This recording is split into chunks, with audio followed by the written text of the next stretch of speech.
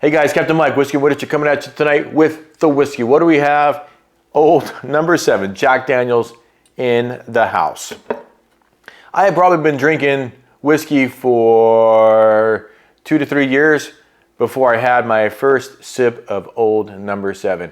Though I will tell you that Jack Daniel's Frank Sinatra was the very first bottle of whiskey that I ever purchased. And despite that, this bottle of Jack Daniel's Old number 7 is the only bottle of Old number 7 that I've ever purchased. We went to the Jack Daniel's distillery last year, and afterwards I've been enjoying the products more and more, and I realized I had never had Old number 7.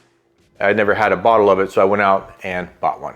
Okay, so let's talk about the specs and stats for Jack Daniel's Old number 7. It's non-age stated, of course aged in new oak barrels. There is a huge amount of corn in this whiskey, 80% corn, 12% barley, and only 8% rye. This is pretty low proof, only 80 proof.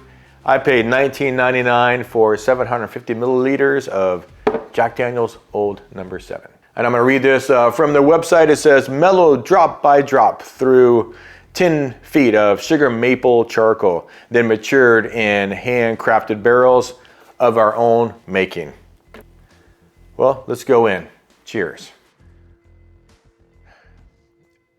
So much corn in this whiskey, and I just get a sweet nose, just pure banana and sweetness. And Mrs. Captain always laughs at me when I say banana on the nose because it's just one note that I can just clearly pick out. But it's very clear on Old number 7, banana, fruity sweetness.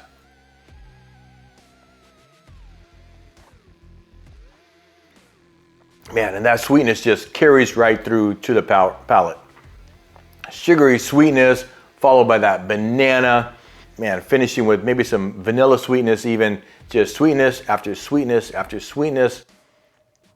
Man, my big complaint about Jack Daniel's Old number 7 is the finish. It's mildly dry, and a word I keep thinking when I drink this is maybe mildly astringent, and it just kind of distracts from the pour of Old number 7. It's a fairly mild whiskey. I think it's a pleasant nose. It's not very complex, pretty plain, but I love the banana note.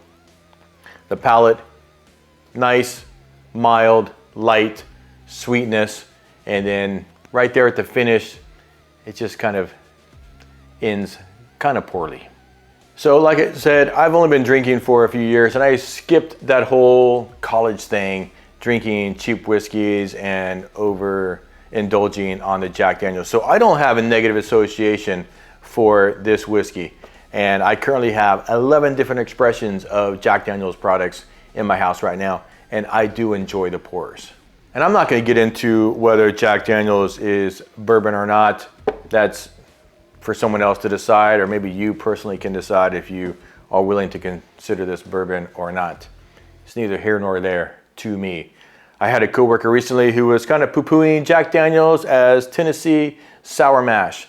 And that's another argument I'm not really willing to get into, other than the fact that I actually like Jack Daniel's Old number 7, and it is the #1 selling American whiskey in the world for a reason. Overall, Old number 7 is hurt by the low proof and a disappointing finish. And honestly, at this price point, I would rather reach for some Wild Turkey 101. It's only like $2 more and 21 more proof.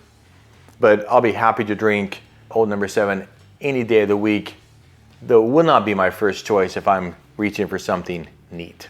And I guess there you have it. Jack Daniel's, I'm a fan.